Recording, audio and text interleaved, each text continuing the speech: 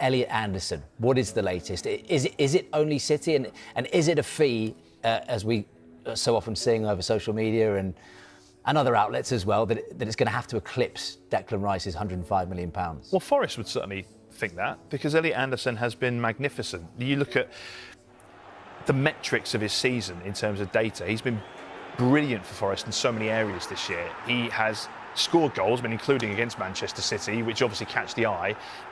In terms of ball recoveries, in terms of progressing passes and dribbles, he's right up there. He's a standout player. So you can understand why Forest are saying, look, we are Premier League team next year. If you want to sign this player, you'll have to spend 100 million plus on him, because they understandably value him close to Declan Rice. Obviously, City's first bid for him has been rebuffed, which is understandable too. I mean, obviously, this is a negotiation.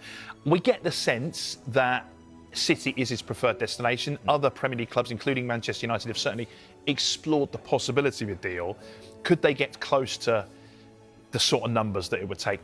In United's case, given the amount of rebuild they have to do this summer, given their financial position, not being in the Champions League last year, probably not. City's financial side of it, as we know, is secure. They've been in the Champions League consistently, and they make so much money, don't they, off selling academy players in particular, and making money off of those, which is obviously pure profit on the balance sheet. So City are in a healthy financial position. They need a central midfielder. It's the priority position to strengthen this summer. Looking on, would expect this to get done at some point, but from Elliot Anderson's point of view, you can understand why the player, who's never been to a World Cup before, wants to concentrate on playing. But if you're Hugo Viana and the guys that crunch the City numbers, you probably want to get this done before the World Cup. Some good performances on that stage. There's a few more digits involved. Yeah, absolutely, of course you do.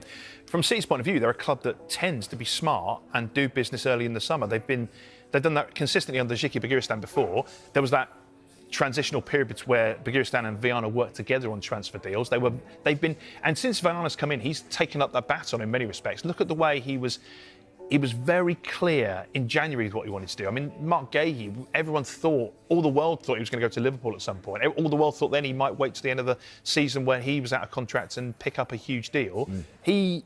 Viana nipped in, took Gahey at the right time, and he's essentially replaced John Stones 6 months before Stones was leaving. Semenyo, the same. They were clinical. This was a player that was attracting interest from a number of big Premier League teams. So he's proved he can do it. They will want to do the same, which is obviously why they've tried to get this bid in early.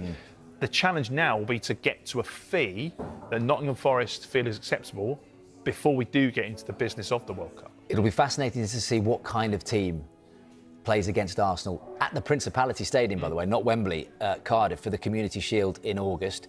And this all comes sort of full circle with who's going to be in that dugout. Enzo Maresca, clearly the strong favourite.